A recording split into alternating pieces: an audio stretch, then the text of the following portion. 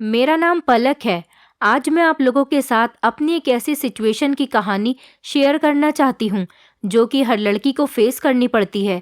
लेकिन हमारे समाज में लड़कियों की पर्सनल मैटर्स को इस तरह से छुपाया जाता है जैसे ये सब कुछ लड़कियों के ही हाथ में है। मेरी ये कहानी सालों पुरानी कहानी है। जब मैं छोटी थी, लगभग 10 साल की थी, हम लोग गांव में रहते थे और हम एक ऐसे गांव में रहते थे जहां पर पुरानी प्रथा का बहुत रिवाज था और हमें उन प्रथाओं को पूरा करना ही होता था। अगर हम ऐसा कुछ नहीं करते तो ये हमारे गांव के रिवाजों के खिलाफ हो जाता था। मैं तो बहुत मासूम लड़की थी। मुझे क्या पता था कि लड़कियों के साथ ये जालिम समाज क्या क्या करता है। मेरे परिवार में मेरे माता पिता के अलावा मेरे 2 भाई और मुझसे बड़ी एक मेरी दीदी भी थी। मैं अपने घर की सबसे लाडली बेटी थी क्योंकि मैं सबसे छोटी थी। मेरी दीदी का नाम अनीता था। हम दोनों बहनें गांव के ही सरकारी स्कूल में पढ़ा करते थे। हमारे गांव में लड़कियों की पढ़ाई लिखाई पर भी ऐतराज़ होता था, लेकिन मुझे पढ़ना बहुत पसंद था। मैं पढ़ाई में बहुत इंटेलिजेंट भी थी। मेरे पापा ने कुछ महीनों शहर में काम किया था, इसलिए वो थोड़े शहर के हिसाब से चलने लगे थे। मेरे पापा ने हम दोनों बहनों का एडमिशन सरकारी स्कूल में ही करवा दिया था, क्योंकि हमारे गांव में प्राइवेट स्कूल तो कोई था ही नहीं और ना ही हम लोग अमीर थे। प्राइवेट स्कूल का खर्चा अफोर्ड भी नहीं कर सकते थे। मेरे पापा बड़ी मेहनत से पैसा कमाते थे। पहले हमारी दादी भी हमारे साथ ही रहा करती थी, लेकिन कुछ महीनों पहले ही उनका देहांत हुआ था। मेरी दादी को हम दोनों बहनों के स्कूल जाने पर बहुत ऐतराज़ होता था। ये हमारे पापा की जिद थी कि हम लोग स्कूल जा रहे थे। मम्मी भी हमेशा हमें घर के कामों में ही लगाना चाहती थी, ज़्यादा खेलने भी नहीं देती थी। उनका कहना था कि बेटियां घर में ही अच्छी लगती हैं। एक दिन मेरी कुछ तबीयत ठीक नहीं थी, इसलिए मैं स्कूल नहीं गई। मेरी दीदी ही स्कूल गई थी। मैं 4th क्लास में थी और मेरी दीदी 7th क्लास में थी। मेरी दीदी मुझसे 3 साल बड़ी थी और दीदी से बड़े 2 भैया भी थे। वो दोनों भी स्कूल में पढ़ने के लिए जाते थे। उस दिन मैं स्कूल नहीं गई थी, लेकिन तभी अचानक मुझे अनीता दीदी के ज़ोर ज़ोर से चिल्लाने की आवाज़ आने लगी। अनीता दीदी स्कूल से घबराई हुई लौटी और साइकिल पटकते हुए वो घर से बाहर से ही मम्मी चिल्लाने लगी। मैं भागती हुई अनीता दीदी की तरफ चली गई। मम्मी किचन में पकौड़े बना रही थीं। जब उन्होंने अनीता दीदी की चीखें सुनी तो बेसन में सने हुए हाथ लिए ही दरवाजे की तरफ भागती हुई अनीता दीदी के करीब पहुंची। मम्मी सोच रही थी कि ना जाने अनीता के साथ ऐसा क्या हादसा हो गया जो वो बुरी तरह से चिल्ला रही है। पर मैंने देखा कि मेरी गोलमोल अनीता दीदी बस बुरी तरह से रोए चली जा रही थी। उनके चेहरे पर बहुत परेशानी दिखाई दे रही थी। उनकी मासूम आंखों से आंसुओं का सैलाब उमड़ा हुआ था। अनीता दीदी की स्कूल यूनिफॉर्म धूल से भरी हुई थी, जैसे वो कहीं जमीन पर गिरकर आई हों। अनीता दीदी के स्कर्ट पर मिट्टी के धब्बे और शर्ट पर पसीने भरे हाथों के निशान, साथ ही उनके जूते पर लाल रंग के कुछ धब्बे भी मौजूद थे। उनकी 2 चोटी वाले पॉनीटेल में बंधे हुए घने बाल पसीने से भीगे हुए थे। अनीता दीदी को इस हालत में देखकर मम्मी का दिल भी सहम कर रह गया था। ऐसा लग रहा था जैसे मम्मी का दिल किसी ने अपनी मुट्ठी में बंद कर लिया हो। मम्मी ने घबराकर दीदी से पूछा, क्या हुआ है अनीता तुझे? मेरी बच्ची, तू क्यों रो रही है और तेरी ये हालत किसने की? ये कहते हुए मम्मी ने दीदी को गले से लगा लिया। इस बात पर अनीता दीदी ने अपनी गहरी सांस भरते हुए पूरी बात मम्मी को बता दी। उन्होंने कहा कि मम्मी, मैं दोपहर में लंच करने के बाद अपने दोस्तों के साथ स्कूल के मैदान में पकड़म पकड़ाई खेल रही थी और हम लोग बहुत मस्ती कर रहे थे। मैं भागते हुए जैसे ही पेड़ के पीछे गई तो मेरा सर अचानक ही पेड़ की टहनी से टकरा गया और मैं वहीं पर गिर गई। मुझे गिरता हुआ देखकर मेरी एक दोस्त मेरे पास आकर मुझे उठाने लगी। तभी मेरी एक दोस्त ने मुझे बताया कि अनीता, तुम्हारी स्कर्ट पर तो लाल रंग का कुछ लग रहा है। इतनी ही देर में मेरे साथ खेलने वाली बाकी सारी लड़कियां भी मेरे करीब आकर खड़ी हो गईं। उन्होंने गोल घेरा बना लिया और वो सब की सब मुझे बड़ी हैरानी भरी नज़र से देख रही थी। वहां पर मौजूद एक लड़की जिसका नाम रवीना था, उसने ध्यान से मेरी तरफ देखकर मुझे बताया कि अरे अनीता, तेरे स्कर्ट पर तो खून लगा हुआ है। ये खून है, क्या तुझे कोई चोट लग गई है? ये सुनते ही मम्मी मेरे पैरों तले से ज़मीन निकल गई थी। मैंने रवीना से कहा, नहीं, मुझे कोई चोट नहीं लगी। तो फिर ये खून कैसा है? मैं बहुत डर गई थी। मैं फौरन ही वॉशरूम चली गई। हालांकि मेरे दोनों हाथ मिट्टी में गंदे हो गए थे, पर मैं खून देखकर इतना ज़्यादा घबरा गई थी कि मैंने उन्हीं गंदे हाथों से अपने शॉर्ट्स उतार कर देखा तो वो भी खून में सना हुआ था। लेकिन मुझे तो कहीं पर भी चोट नहीं लगी हुई थी, पर ना जाने मेरे साथ ऐसा क्यों हो रहा था। तभी अचानक क्लास का टाइम हो गया। मेरी कुछ भी समझ में नहीं आ रहा था कि मैं ऐसी हालत में क्लास के अंदर कैसे जाऊं। कहीं टीचर मुझसे कोई सवाल न करे। अगर टीचर ने मुझसे पूछा कि तुम्हें क्या हुआ है, तो मैं उन्हें क्या बताऊंगी, क्योंकि मुझे भी नहीं पता कि मुझे क्या हुआ है और ये खून कहाँ से आ रहा है। मैं बहुत परेशान हो गई थी, इसीलिए मैं भागती हुई क्लास में गई और अपना बैग उठाया और सीधा ही गेट से भागती हुई घर तक आ गई। मुझे स्कूल के गार्ड ने बहुत रोकने की कोशिश की, पर मैंने किसी की नहीं सुनी। मैंने फौरन अपनी साइकिल उठाई और मैं यहाँ पर आ गई। मम्मी, बताओ ना, मेरे साथ ये सब क्या हो रहा है। अनीता दीदी बहुत रो रो कर अपनी बात मम्मी को बता रही थी। उनकी बातें सुनते ही मम्मी समझ गई थी कि अनीता दीदी के साथ आखिर क्या हुआ है। मम्मी ने तुरंत दीदी से कहा, चल अंदर चल, ये बातें यहाँ खुले में समझाने की नहीं है, और तू रो मत, सब कुछ ठीक हो जाएगा, परेशान मत हो। बस ये समझ ले कि अब तेरे चाकू विद्या करने का टाइम आ चुका है। ये सारी बातें मैं दूर से खड़ी हुई सुन रही थी। मम्मी ने भी जब मुझे ये सारी बातें सुनते हुए देखा तो उन्होंने मुझे डांट लगाई। कहने लगी कि तू यहाँ पर खड़ी हुई हमारी बातें क्या सुन रही है, चल कमरे में जा। मम्मी ने मुझे डांट कर भगा दिया। मैं तो अपने कमरे में आ गई थी, लेकिन मम्मी अनीता दीदी को दूसरे कमरे में लेकर चली गई थी। मैं ये सारी बातें सुनकर बहुत ज़्यादा डर गई थी और ना जाने मम्मी दीदी को दूसरे कमरे में क्यों लेकर गई थी और वो दीदी के साथ क्या करने वाली है। मैं इसी कश्मकश में थी कि अनीता दीदी से ये बात कैसे पूछूं कि उनके साथ ये सब कुछ क्या हो रहा है और मम्मी का चाकू विद्या से क्या मतलब है। जैसे तैसे दिन गुजर गया था और इस सब में ही शाम हो गई थी। मम्मी मेरे कमरे में आई और उन्होंने मुझे कमरे से बाहर निकलने के लिए मना किया था।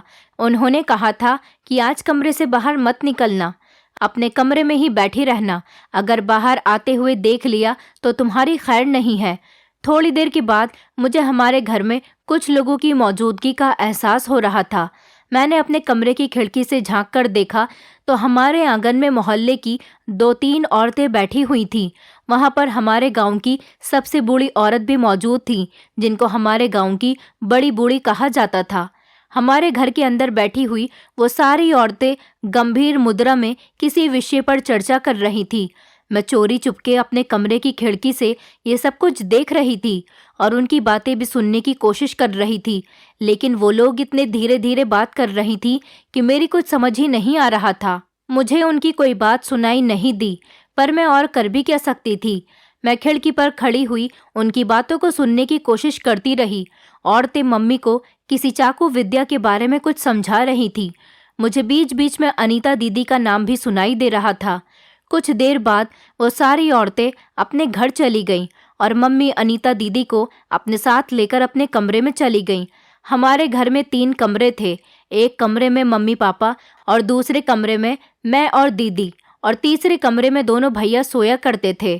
लेकिन आज मैं बड़ी परेशान हो रही थी कि आज मम्मी दीदी को अपने और पापा वाले कमरे में लेकर क्यों चली गई थी।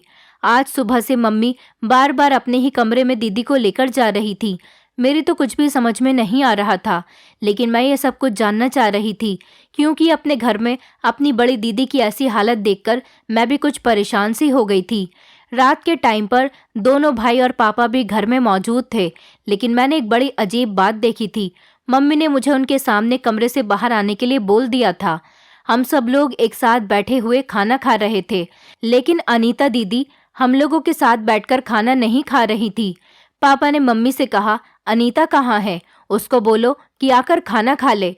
तभी मम्मी ने पापा से कहा, अनीता की आज तबीयत ठीक नहीं है, वो सो रही है। लेकिन मैं ये देखकर हैरान थी कि मम्मी पापा से झूठ क्यों बोल रही थी। अनीता दीदी तो बिल्कुल ठीक थी। हाँ, उनके साथ स्कूल में एक हादसा हो गया है, लेकिन वो कमरे में आराम कर रही है और जाग रही है, और मैं खाना खाने से पहले देखकर आई थी और मम्मी मेरी आंखों के सामने खुद दीदी को खाना कमरे में ही देकर आई थी। फिर मम्मी ने पापा से झूठ क्यों बोला, लेकिन मम्मी ने पापा से एक बात और कही। उन्होंने पापा से कहा कि आज आप रवि और राज के कमरे में सो जाना। आज अनीता की तबीयत कुछ ठीक नहीं है, इसलिए वो मेरे साथ सोना चाहती है। पापा ने कहा, अगर अनीता की तबीयत ठीक नहीं है तो तुम उसे डॉक्टर के पास ले जाओ, दवाई दिलवा दो। मम्मी कहने लगी, हाँ मैंने उसको दवाई दिलवा दी है। वो आज कुछ परेशान थी, स्कूल में गिर गई थी, इस वजह से उसके घुटने में चोट आ गई। मैंने दिखा दिया है, डॉक्टर ने दवाई भी दी है, अब कुछ बेहतर महसूस कर रही है, पर आज वो मेरे साथ ही सोना चाहती है। ये बात सुनकर तो मैं भी कुछ हैरान रह गई थी। मैंने सोचा कि पापा भैया के कमरे में सो जाएंगे और मम्मी दीदी के साथ अपने कमरे में सो जाएंगी, तो फिर मैं अकेली कमरे में कैसे सो सकती हूँ, क्योंकि मुझे रात को डर लगता था और मैं तो दीदी से लिपट कर सोती हूँ। खाना खाने के बाद पापा और भैया सोने के लिए कमरे में चले गए तो मैंने मम्मी से कहा, मम्मी मुझे बहुत डर लगता है, मैं अकेले नहीं सो सकती, क्या आप मुझे भी अपने साथ अपने कमरे में सुला सकती हो? मम्मी ने कहा, ठीक है सो जाना। मैं मम्मी के साथ उनके कमरे में सोने के लिए चली गई तो मम्मी ने दीदी के साथ एक बड़ा ही अजीब सा काम किया। उन्होंने दीदी का बिस्तर ज़मीन में लगा दिया और बिस्तर लगाने के बाद उन्होंने एक वाइट कलर की पुरानी बेडशीट को भी ज़मीन में लगे हुए बिस्तर पर दोहरी तह बनाकर बिछा दिया। मम्मी ने दीदी से कहा, तू यहाँ सो जा। दीदी ज़मीन पर लेट गई थी, मैं और मम्मी बेड पर लेट गए थे। मैंने मम्मी से कहा, मम्मी बेड पर तो काफ़ी जगह है, दीदी भी हमारे साथ सो सकती हैं। मम्मी ने कहा, दीदी हमारे साथ नहीं सो सकती, उसे ज़मीन पर ही सोने दो और तुम खामोशी से सो जाओ, सुबह तुम्हें स्कूल जाना है। आज तुमने स्कूल की छुट्टी कर दी और सुबह जब जाओ तो अपनी दीदी की स्कूल की 3 दिन की एप्लीकेशन लिख कर ले जाना। मैंने कहा, मम्मी क्या दीदी अभी 2-3 दिन और स्कूल नहीं जा सकती? मम्मी कहने लगी, जब तक तुम्हारी दीदी की तबीयत पूरी तरह से ठीक नहीं हो जाती तब तक वो स्कूल नहीं जाएगी। मम्मी ने कमरे की लाइट ऑफ कर दी। मम्मी और दीदी तो सो चुकी थी, लेकिन मेरा दिमाग अभी भी यही सब कुछ सोचकर परेशान हो रहा था कि आखिर आज हमारे घर में ये सब क्या हो रहा है और सब लोग मेरी दीदी को इतनी इम्पोर्टेंस क्यों दे रहे हैं। जब बचपन से आज तक दीदी मेरे साथ सोती आई है तो आज मम्मी उन्हें उनके कमरे में क्यों लेकर गई है। और सबसे ज़्यादा परेशान तो मैं इस चाकू विद्या के नाम से थी। अपने बचकाने दिमाग में ये सारी बातें सोचते हुए न जाने मैं कब नींद में खो गई थी। अगली सुबह 4 बजे अचानक मेरी आंख घर में हो रही किसी हलचल की वजह से खुल गई। मैंने देखा कि घर के अंदर से 2-3 औरतों के बोलने की आवाज़ आ रही है। मैं कमरे से बाहर निकलकर जाने ही वाली थी, इससे पहले कमरे का दरवाज़ा खुला। मैंने देखा कि मेरी दीदी जो ज़मीन पर सो रही थी, मेरी मम्मी दीदी को जगा रही थी और दीदी का हाथ पकड़कर वो कमरे से उन्हें बाहर ले गईं। और उसके बाद मेरी मम्मी और वो सारी औरतें और अनीता दीदी, ये सब लोग हमारे घर से तेज़ी से निकलने लगी। एक औरत के हाथ में मैंने छोटा सा चाकू भी देखा था। मैं ये सोचकर परेशान हो रही थी कि इतनी रात को ये सब लोग घर से बाहर क्यों जा रही हैं। मैंने मम्मी को आवाज़ दी, मम्मी आप कहाँ जा रही हो और ये सब कुछ क्या हो रहा है? मम्मी ने कहा, तुम जाकर सो जाओ, हम लोग पूजा करने मंदिर जा रहे हैं। ये कहते हुए मम्मी तेज़ी से घर से बाहर निकल गई। मैं डरी सहमी हुई चुपचाप अपने बिस्तर पर जाकर लेट गई और फिर मुझे नींद आ गई। सुबह के टाइम पर जब मेरी आंख खुली तो मैंने देखा कि अनीता दीदी तो अपने बिस्तर पर मौजूद थी और वो सो रही थी। और जैसा कि मम्मी ने कहा था कि आज अनीता दीदी स्कूल नहीं जाएंगी, देखने में तो अनीता दीदी मुझे बिल्कुल ठीक लग रही थी। अब मैंने सोच लिया था कि आज तो मैं दीदी से बात करके ही रहूंगी। और आखिरकार मैं जब स्कूल जाने के लिए तैयार हो रही थी तो अचानक वो जाग गई। मम्मी किचन में मेरे स्कूल जाने के लिए नाश्ता बना रही थी। मुझे मौका मिल ही गया था। अनीता दीदी कमरे में अकेली बैठी हुई थी। तब मैंने दीदी के करीब जाकर उनसे पूछा, दीदी क्या तुम रात पूजा करने के लिए गई थी? कैसी पूजा थी और वहाँ पर उन औरतों ने तुम्हारे साथ क्या किया? आखिर ये लोग उस चाकू से क्या कर रहे थे और क्या चाकू आपको भी दिया था? मेरे सवालों की बौछार को देखते हुए दीदी ने बस इतना ही कहा कि मेरी तबीयत थोड़ी ख़राब है, इसलिए मेरा तुमसे बात करने का मन नहीं है। बाकी जब तुम्हारा टाइम आएगा तो तुम्हें भी ये सब कुछ खुद ही पता चल जाएगा। मैं नहीं चाहती कि इससे पहले ये तुम सारी बातें जान जाओ, इसलिए तुम खामोश रहो और जल्दी करो, तुम्हें स्कूल जाने में देर हो रही है। अभी तुम्हें नाश्ता भी करना है। अगर मम्मी ने तुम्हें मुझसे बातें करते हुए देख लिया तो तुम्हें डांट लगाएंगी कि स्कूल जाने के टाइम पर फुर्सत से मुझसे बातें कर रही हो। दरअसल अनीता दीदी को पीरियड्स हुए थे और उन सब औरतों ने मिलकर अनीता दीदी को ये समझा दिया था कि पीरियड का होना एक गंदी और बुरी बात है और इसे किसी को नहीं बताते। इसलिए अनीता दीदी ने ये कहकर बात खत्म कर दी कि मैं तुझे अभी कुछ नहीं बता सकती। सबने मुझे और किसी को भी ये बात बताने के लिए मना किया है। हालांकि चाकू विद्या क्या है, ये सवाल अभी भी मुझे बेचैनी से परेशान कर रहा था। कुछ दिन तक मैं इस सवाल को लेकर बहुत परेशान रही, लेकिन थोड़े दिन बाद ही मैं इस बात को भूल गई थी और अपनी जिंदगी में बिजी हो गई थी। आखिर अभी मेरी उम्र ही क्या थी जो एक सवाल को मैं अपने मन में लगाए बैठी रहती। मैं तो बच्ची थी और खेल कूद में अपनी जिंदगी गुजार रही थी। धीरे धीरे वक्त इसी तरह से गुजरता चला गया। बस फर्क इतना था कि हर महीने कुछ दिनों के लिए अनीता दीदी सबसे अलग अलग हो जाती थी और उनके साथ मम्मी भी अलग तरह का बिहेवियर ही करती थी। दीदी का बर्ताव भी बदल जाता। वो किसी से ज्यादा बात नहीं करती और ना ही स्कूल जाती थी और ना ही किसी भी लड़की के साथ खेलती। पर अब ये सब एक रूटीन जैसा लगने लगा था, इसलिए मेरा ध्यान अनीता दीदी पर अब ज्यादा नहीं जाता था। और उस दिन के बाद वो चाकू वाली बात फिर दोबारा मेरे सामने नहीं हुई। इस तरह धीरे धीरे करके 3 साल बीत गए। मैं 13 साल की हो गई थी और आखिरकार वो दिन भी आ गया था जब मुझे भी पीरियड्स हो गए। मुझे भी कुछ समझ नहीं आया। मुझे लगा मानो जैसे मुझे कोई खतरनाक बीमारी हो गई है। बड़ी हिम्मत के बाद मैंने अपनी बड़ी बहन अनीता दीदी से कहा, दीदी मुझे कुछ समझ नहीं आ रहा, मुझे कुछ गीला गीला सा महसूस होता है और ना जाने मेरे पैरों में बार बार खून कहाँ से लग रहा है। मेरे कपड़ों पर भी खून लग गया है।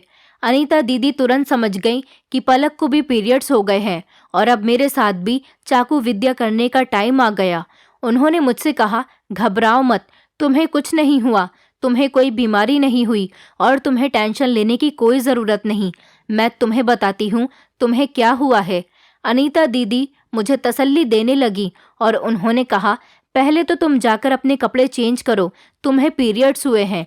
पीरियड्स होने पर ऐसा हर लड़की के साथ होता है। मैं तो बहुत डर गई थी। इसके बाद उन्होंने मम्मी को सारी बात बताई।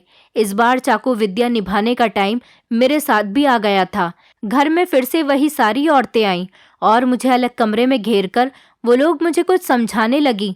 उन औरतों ने कहा, अब पलक तुम्हारे साथ भी चाकू विद्या करनी है तो तुम सुबह जल्दी जाग जाना। मैं बुरी तरह से डरी हुई थी। मुझे नहीं पता था कि ये चाकू विद्या किस तरह से होती है। आज रात मुझे भी मम्मी ने ज़मीन पर ही बिस्तर बिछाकर सोने के लिए कहा था और उन्होंने मुझे पापा और भैया के सामने आने के लिए भी मना कर दिया था। उन्होंने पापा से कहा था कि पलक की तबीयत खराब है। तबीयत तो मेरी सच में खराब थी। मुझे खाना भी कमरे के अंदर ही दिया गया था। मैंने अनीता दीदी से कहा, दीदी मुझे बताओ ना कि मेरे साथ क्या होने वाला है। दीदी कहने लगी कि अगर टाइम से पहले मैंने तुम्हें सब कुछ बता दिया तो अपशगुन हो जाएगा। अब ये तो तुम्हें सुबह ही पता चल जाएगा कि चाकू विद्या क्या होती है। पर तुम घबराओ मत, तुम्हें कुछ भी नहीं होगा। ये तो एक रिवाज है जो हर लड़की को पीरियड आने पर करनी पड़ती है। पर हाँ, ध्यान रहे कि किसी को भी इस बारे में कुछ मत बताना और पापा और दोनों भाइयों के सामने आने की तो बिल्कुल भी आज कोशिश मत करना, क्योंकि ये बातें मर्दों को बताने की नहीं होती हैं। आज की रात मेरे लिए बड़ी भारी गुजरी थी। मेरे हल्का हल्का पेट में दर्द भी हो रहा था। पेट का निचला हिस्सा ऐसा लग रहा था जैसे बहुत ज़्यादा भारी हो रहा है और मेरी कमर में भी थोड़ा थोड़ा दर्द हो रहा था। डर से मेरा दिमाग सुन्न हुआ जा रहा था। मुझे ऐसा लग रहा था जैसे मेरी दुनिया ही बदल गई और मेरे साथ कुछ गलत हो रहा है। मुझे कुछ गंदा गंदा सा भी महसूस हो रहा था। तभी मम्मी मुझे अपने साथ हमारे कमरे में ले गईं। उन्होंने मुझे कपड़े से बना हुआ पैड दिया और बहुत कुछ समझाया। एक तो मेरे दर्द हो रहा था और ऊपर से एक गंदा कपड़ा। बड़ी मुश्किल से इसे लगाने के बाद मुझे नींद आई थी। अगली सुबह मम्मी ने 4 बजे का अलार्म लगा दिया था। 4 बजते ही मम्मी ने मुझे जगा दिया। मम्मी और मोहल्ले की कुछ औरतें मेरे पास आकर बैठ गईं और मुझे ज़रूरी बातें समझाने लगीं।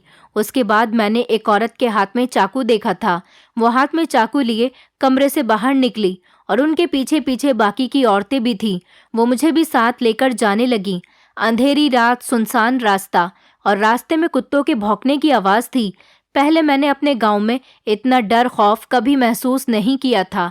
एक तो मेरे पेट में तेज का दर्द उठ रहा था, ऊपर से हाथ में पकड़ा हुआ चाकू देख देख कर मेरी जान निकली जा रही थी। तभी अचानक औरतें नदी के किनारे जाकर रुक गईं। इसके बाद मेरे हाथ में चाकू दे दिया गया और एक मोटी सी रस्सी दी गई। एक औरत ने मुझे बताया कि तुम्हें 2.5 रस्सी का बांध काटना है। मतलब रस्सी के 2 छल्लों को पूरा काटना था और एक को आधा काटना था। मुझे ये भी बताया गया था कि ऐसा करते हुए तुम्हें कोई देखे नहीं। अगर किसी ने ऐसा तुम्हें करते हुए देख लिया तो ये सब कुछ अपशगुन माना जाएगा और रस्सी काटकर तुम फौरन ही नदी में फेंक देना और चाकू को अपने पेट के निचले भाग से लगाकर उल्टे पैरों हमारे पास तक आ जाना। हम दूर से खड़े होकर तुम्हारे आने का इंतजार कर रहे होंगे। तुम्हें डरना नहीं है। मैंने कहा, पर मैं यहाँ अकेले कैसे ये सब कुछ कर सकती हूँ? उन औरतों ने मुझसे कहा कि डरने की कोई ज़रूरत नहीं है। हम लोग दूर खड़े तो हैं, यहाँ कोई नहीं आएगा, क्योंकि हम सारी औरतें तुम्हें देख तो नहीं सकते, अपशगुन हो जाएगा। पर तुम ये सोच लो कि तुम यहाँ अकेली नहीं हो। हमारे होने का एहसास तुम्हारे साथ है। तुम इस काम को कर सकती हो, लेकिन ध्यान रहे, जब तक तुम हमारे पास ना आ जाओ तुम्हारी नदी की तरफ पीठ नहीं होनी चाहिए। मुझे तो कुछ भी समझ नहीं आया था कि ये लोग मुझसे ऐसा क्यों करवा रही हैं, पर उनको ये सब तो करना ही था, इसलिए मैंने ठीक ऐसा ही किया जैसा वो लोग मुझे बता रही थी और चाकू विद्या को ख़त्म करके मैं अपनी मम्मी के साथ घर आ गई थी। घर आने के बाद मैंने मम्मी से पूछा, मम्मी ये सब क्यों किया गया है? आखिर ऐसा क्यों करते हैं? तो मम्मी ने मुझे बताया कि ऐसा करने से पीरियड्स 2 और आधा दिन ही रहते हैं।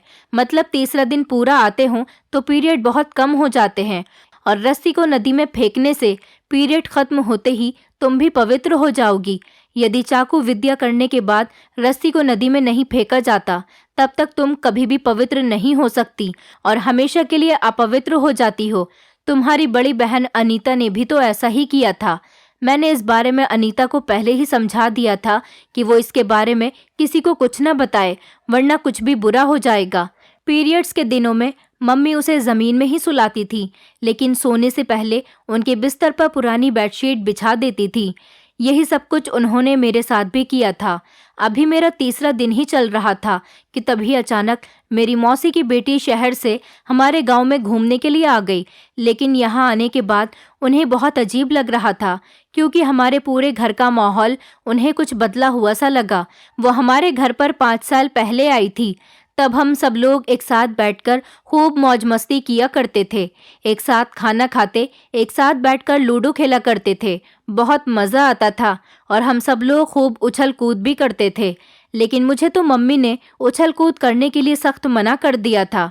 लेकिन इस बार मेरे पीरियड्स चल रहे थे, इसलिए मुझे अलग कमरे में ही खाना दिया जा रहा था। मुझे किचन में जाने के लिए भी मना कर दिया गया था।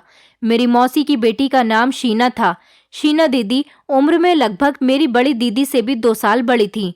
उनकी फैमिली शहर में ही रहती थी। वो कभी कभी छुट्टियों में हमारे घर पर आ जाती थी, लेकिन पिछले 5 साल से वो हमारे घर पर नहीं आ रही थी, क्योंकि हमने सुना था कि मेरी मासी की तबीयत बहुत ज़्यादा ख़राब हो गई है। वो अपनी माँ की सेवा करने में लगी हुई थी। अब उनको मौका मिला तो वो हमारे घर पर आ गई। शीना दीदी मेरे कमरे में जब मुझसे मिलने के लिए आई और उन्होंने मेरी हालत इस तरह से देखी कि मैं ज़मीन पर बैठी हुई हूँ जिस पर गंदा सा कपड़ा बिछाया गया है, ये सब देखकर वो मुझसे पूछने लगी, क्या हुआ पलक, तुम्हें क्या हुआ है? मैंने रोते हुए अंदाज में शीना दीदी से कहा, क्या बताऊं दीदी, वही सब लड़कियों वाली बात है। शीना दीदी मेरी बात को समझ नहीं सकी थी। उन्होंने मुझसे कहा, कौन सी लड़कियों वाली बात? तुम क्या कहना चाह रही हो? मेरी तो कुछ भी समझ में नहीं आ रहा। मैंने कहा, शीना दीदी मुझे मासिक धर्म होने लगा है। मासिक धर्म तो आपको भी होता होगा, क्या आपको भी चाकू विद्या से गुजरना पड़ा था? शीना दीदी तो इस चाकू विद्या वाली बात से बिल्कुल अनजान थी। उन्होंने मुझसे पूछा तो मैंने उन्हें अपने साथ होने वाली सारी बात के बारे में बता दिया। ये सब सुनकर तो शीना दीदी का दिमाग चल गया और वो गुस्से में आ गई थी। तभी वो कमरे से बाहर निकली और मम्मी के पास जा पहुंची। पापा और भैया तो वहां पर मौजूद नहीं थे। वो मम्मी से कहने लगी, मासी ये सब कुछ क्या है? क्या हो रहा है? आप लोगों ने पलक के साथ क्या किया है? ये पलक कैसी बातें कर रही है? मम्मी ने उनको सारी बात बता दी। शीना दीदी ने जब मुझसे ये सब कुछ सुना तो उन्होंने पूरी बात अपनी मम्मी को फ़ोन पर बता दी। मेरी मासी ने फैसला किया कि वो मुझे गांव से शहर बुला लेंगी, क्योंकि मैं मासी की बहुत लाडली थी। वैसे भी मैं यही चाहती थी कि मैं शहर जाकर खूब पढ़ूं लिखूं, लेकिन हमारी गरीबी की वजह से मेरे मम्मी पापा हर बार मना कर दिया करते थे। ये बात सुनने के बाद मासी ने मेरे मम्मी पापा से जिद लगा ली थी कि मेरी भांजी को मेरे पास भेज दो। जब मेरे पीरियड्स के दिन पूरे हो गए तो उसके बाद मैं अपनी मासी के घर पर रहने के लिए चली गई। मेरा एडमिशन वहीं पर हो गया था। मैं हायर स्टडी करके किसी काबिल बनना चाहती थी। मुझे शहर का माहौल बहुत पसंद आया था, क्योंकि शहर में लड़कियों के पीरियड्स होने पर ऐसा कुछ भी नहीं किया जा रहा था जैसा हमारे गांव में हो रहा था, कि लड़कियों को अकेला छोड़ देना, पवित्र और अपवित्र होने के बारे में समझाना। यह चाकू विद्या जैसा कुछ भी शहर में नहीं हो रहा था। शहर के लोग कपड़े का बना हुआ पैड नहीं बल्कि बाजार का बना हुआ रेडीमेड पैड इस्तेमाल कर रहे थे। धीरे धीरे वक्त इसी तरह से गुजरता गया और मुझे अपनी मासी के घर रहते हुए 14 साल गुजर गए थे। इसी बीच गांव में मेरी दीदी की भी शादी हो रही थी। मैं सिर्फ दीदी की शादी करने के लिए ही गांव गई थी। मुझे वहां जाने के बाद पता चला कि अभी भी हमारे गांव की ये प्रथा खत्म नहीं हुई है। अभी भी इस प्रथा को अंजाम दिया जा रहा है। मैंने ठान लिया था कि जैसे ही मेरी पढ़ाई कंप्लीट होती है, मैं गांव आने के बाद उन लोगों की आंखों से अंधविश्वास की पट्टी को पूरी तरह से हटा दूंगी। शादी होते ही मैं वापस मासी के घर आ गई थी। मेरे मम्मी पापा का कहना था, हम तुम्हारी भी 2 साल बाद शादी कर देंगे, लेकिन मैं अभी शादी नहीं करना चाहती थी, क्योंकि मैं किसी काबिल बनना चाहती थी। मेरी सारी पढ़ाई लिखाई का खर्च भी मेरी मासी ने ही उठाया था। मेरी मासी ने मुझे बताया था कि तुम्हारी मम्मी को पता नहीं क्या हो गया, इतनी ज्यादा समझदार होते हुए भी वो लोगों की बातों में आ गई। इसलिए इस प्रथा को खत्म करना होगा। लोगों को जागरूक करना होगा कि पीरियड्स होना कोई बीमारी नहीं है, बल्कि ये तो नेचुरल है, जो हर औरत या लड़की के अंदर मौजूद होता है। मेरे मम्मी पापा ने तो मेरी पढ़ाई पूरी होने के बाद भी मुझे घर बुलाने की बहुत कोशिश की थी, लेकिन मैं किसी भी हाल में वहां नहीं गई। शीना दीदी के साथ शहर में रहते हुए मैं बहुत कुछ अच्छी अच्छी बातें सीख गई थी। शहर की लड़कियों पर बिल्कुल भी रोक टोक नहीं की जाती थी। उन्हें उनके मुताबिक जिंदगी जीने के लिए छोड़ दिया जाता था। हर तरह की आज़ादी दी जाती थी और हर तरह के कपड़े पहनने की परमिशन दी जाती थी। शहर का माहौल हमारे गांव के माहौल से बहुत अलग था। जैसे जैसे मैं बड़ी होती चली गई, मेरे दिमाग में भी ये बात आती गई कि सच में गांव के लोगों की आंखों पर अंधविश्वास की पट्टी बंधी हुई है। मैं शहर में अच्छी शिक्षा हासिल कर रही थी, इसीलिए मेरे दिमाग में सारी अच्छी और पॉजिटिव बातें ही आती थीं। पढ़ लिखकर हायर स्टडी कंप्लीट करने के बाद मैंने फैसला किया कि मैं अपने गांव के इस रिवाज को ख़त्म करके ही रहूंगी। इसलिए मैं काफ़ी सालों बाद अपने गांव गई और मैंने गांव के सारे लोगों को इकट्ठा किया। मैंने अपना लैपटॉप निकालकर गांव के सारे लोगों को एक वीडियो दिखाई, जिसमें पीरियड्स की पूरी जानकारी के बारे में बताया गया था, जो कि एक फेमस डॉक्टर का वीडियो था। उसके बाद मैंने सबसे कहा कि ज़रा आप लोग खुद दिमाग लगाकर सोचिए कि रस्सी काटने और पीरियड का आपस में भला क्या संबंध हो सकता है, जबकि हकीकत यह है कि लड़कियों को 7 दिनों तक पीरियड होते हैं। 3 दिन में लड़कियों का पीरियड कम होना कोई बड़ी बात नहीं, क्योंकि ये नॉर्मल रूटीन की बात है।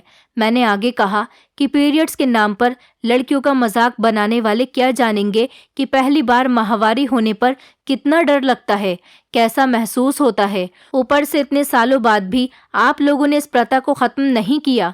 मेरे साथ भी बचपन में ऐसा ही किया गया था और ना जाने इस गांव की कितनी लड़कियों के साथ आपने ये अंधविश्वास किया कि अपने घरों में बंद रहें, खेलकूद ना करें, किचन में ना जाएं, पापा और भाइयों को ये बातें ना बताएं और ज़मीन पर सोने का नियम।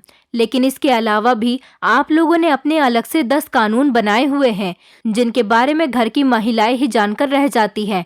हालांकि शहर में ऐसा नहीं होता। शहर के लोग बहुत पॉजिटिव थिंकिंग रखते हैं। घर में पुरुषों को भी ये बात पता होनी चाहिए, ताकि वो अपनी बहन बेटियों और पत्नियों का साथ दे सकें और इस पीड़ा भरे दिनों में उनका ख्याल रख सकें। पुरुषों से इस बात के बारे में बिल्कुल भी ना छुपाएं। उन्हें इस बारे में समझाएं कि औरत किस तकलीफ से गुजरती है, क्योंकि ये सब कुछ तो लड़कियों के साथ होना नॉर्मल सी बात है। मेरी ये बात सुनने के बाद गांव की औरतों ने मुझसे और बाकी लड़कियों से माफ़ी मांगी। जिस तरह से विश्वास के नाम पर चाकू विद्या कराई जा रही थी, उसे ख़त्म करें। उन्होंने मुझे भरोसा दिलाया कि आज के बाद हम अपनी बेटियों के साथ ऐसा कुछ भी नहीं करेंगे। मैंने लड़कियों को इन दर्द भरे दिनों में खुद को सेफ रखने के काफ़ी सारे तरीके भी बताए और मैंने उनके पेरेंट्स को बताया कि इन दिनों अपनी बेटियों के साथ प्यार भरा बिहेव करें और उनसे कहा कि अपनी बेटियों को पढ़ाइए लिखाइए ताकि वो अपने पैरों पर खड़े होने काबिल बन सकें। अब वो ज़माना नहीं रहा, ज़माना बहुत आगे बढ़ गया है। हर इंसान पढ़ा लिखा है, इसलिए आप लोगों को भी आगे बढ़ना होगा। ये पुराना दौर नहीं है, ये नया ज़माना है। इसके हिसाब से ही आपको चलना होगा। गांव के सारे लोगों ने ये सारी बात समझने के बाद मेरा बहुत शुक्रिया अदा किया था और उन लोगों के अंदर भी जागरूकता पैदा होने लगी थी। उन लोगों ने अपनी बेटियों पर रोक टोक करना बंद कर दिया था। कुछ दिनों बाद मैं एक फेमस न्यूज़ रिपोर्टर बन गई, तो मैंने अपनी मम्मी पापा को भी गांव से शहर बुला लिया था। मेरे दोनों भाई भी शहर में रहते हुए काम कर रहे थे। हम लोग गांव सिर्फ घूमने के लिए ही जाते थे या फिर अपने रिश्तेदारों से मिलने जाते। मैं जब भी गांव में जाती तो गांव के लोग मेरा बहुत शुक्रिया अदा करते और मुझसे बहुत खुश होते थे। गांव के लोगों का कहना था कि इस लड़की ने हमारे गांव का नाम रोशन कर दिया। ये बात सुनकर मेरे पापा का सीना गर्व से चौड़ा हो जाता था और उनको मेरा पढ़ने लिखने का फैसला सही लगा था। मैंने शहर के ही एक लड़के के साथ शादी कर ली थी। वो मेरे ही चैनल में हेड की जॉब किया करता था। शहर में आ जाने के बाद मेरे सब घर वालों की थिंकिंग बदल गई थी। उन लोगों ने अच्छी तरह से सोचना शुरू कर दिया था। मैं अपने पति के साथ आज बहुत खुश हूँ और बहुत अच्छी ज़िंदगी गुजार रही हूँ। आज भी जब मुझे अपना बचपन याद आ जाता है तो मैं ये सोचती हूँ कि सच में चाकू विद्या के नाम पर लड़कियों के साथ बहुत गलत किया जा रहा था। आप लोग भी बताइए, क्या आपने भी इस प्रथा के बारे में पहले सुन रखा था?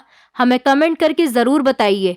वैसे तो मुझे भी बड़े होने के बाद ये सारी बातें बड़ी अजीब लगी थी, लेकिन आज भी कई पिछले इलाकों में इस तरह अंधविश्वास और चोरी छुपे इस प्रथा को कायम किया जा रहा है। अगर आप लोग चाहें तो मेरी तरह हिम्मत बांधकर इस गलत प्रथा को ख़त्म करवा सकते हैं और लोगों को जागरूक करवा सकते हैं। दोस्तों, उम्मीद करती हूँ आपको हमारी कहानी पसंद आई होगी। कहानी पसंद आई है तो वीडियो को लाइक करें, चैनल पर नए हैं तो चैनल को सब्सक्राइब करें और हाँ, नोटिफिकेशन बेल को ज़रूर दबाएं ताकि अगली अपडेट सबसे पहले आपको मिले।